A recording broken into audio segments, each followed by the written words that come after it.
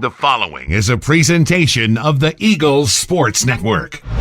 Carson-Newman gets set to host Mars Hill this weekend for a 3-game series with Coach Tom Griffin. I'm Michael Watchering for the Eagles Sports Network. And, Coach, been a solid start to this season. You got 2 out of 3 against LR last week in conference play.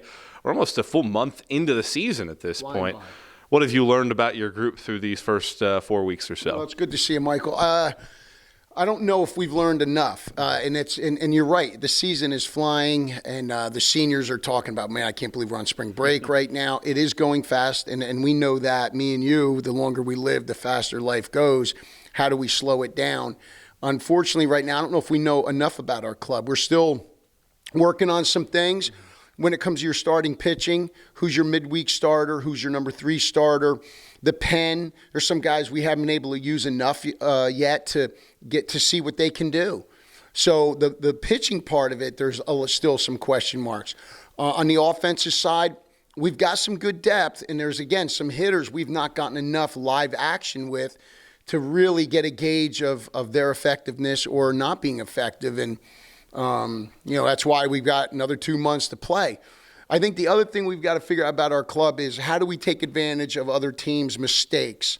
When a door is opened up for us on the offensive end, what are we doing to strike back, put up a crooked number? I think your good clubs, the clubs that are going to win championships, they don't make a lot of mistakes. But when the other team makes a mistake, man, they get a run. They get 3 runs. They knock the starter out of the game. The guy gets the hit. There's I believe, a mentality, kind of like a boxer who looks across the ring and sees the guy with the head down, and the trainers are trying to pump him up, and you could just see by the body language he's finished. There's a feeling you get of, okay, I got this round. Like, this is no problem right now. And I think sometimes we've got to get guys going into the box like, all right, my time versus, well, I hope I get this going. I think I can. And I think that's more of the mental aspect of the game that you try to work on as a coach as much as possible, but it's still probably the most crucial part of the game that maybe we don't do a good enough job on in a lot of ways. This week has played out to where you didn't have the midweek game against Young Harris, so it's interesting because you don't get a lot of these weeks where you get to train for 4 or 5 days getting ready for a conference series. What have you done as a coaching staff to try to maximize that opportunity? Well, fortunately for that turf, which, man, it is incredible. Every day we look at it, I'm so thankful for artificial turf that we have because we've been on it every day. Yesterday we actually scrimmaged, so we had guys throw and gave some guys those opportunities. We talked about live action, live pitching, and I thought our guys did a good job competing and treating that just like it is. 1 pitch at a time. You're competing every pitch, not getting distracted because you don't have a uniform on or, you're not playing another team. Because, again, competitors compete no matter what. Not just game time, but they compete in training time. They compete in the weight room. And so they did a really good job of that yesterday. So we were able to get some live action in. Today's our off day. You got to take 1 day off, so today's our off day, which is good because you got midterm exams going on. Let the bodies recuperate a little bit. We got a couple guys that are dinged up. That allows them time to also heal going into this weekend. When you look at Mars Hill this weekend, it's a team that you took two games against last year, but a team that is under leadership of a first-year head coach. Hunter Bryant got bumped up to the head coaching role. A.J. Chacon has been very good in their starting rotation.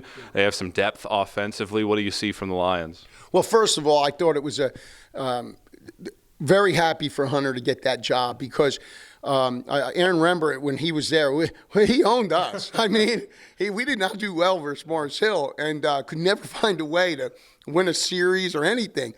And so a lot of that had to do not only with Aaron, he did a tremendous job, but I thought Hunter coming in did a really good job with that club, and then not only just the recruiting portion, but also in just their offense. And so for him to get the job, was very happy for him.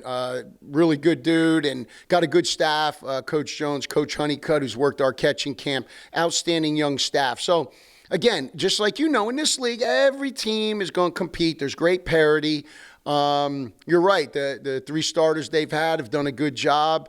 Matheson as well. And then like you said, offensively, there's some good stuff right there. We're trying to get some things on guys, scouting reports, watching videos, everything we can do. But I'll tell you, you get on game day, and it all seems to change. We had stuff on LR, and it was like, boy, this kid can't do what? And he's doing what we didn't think he could do.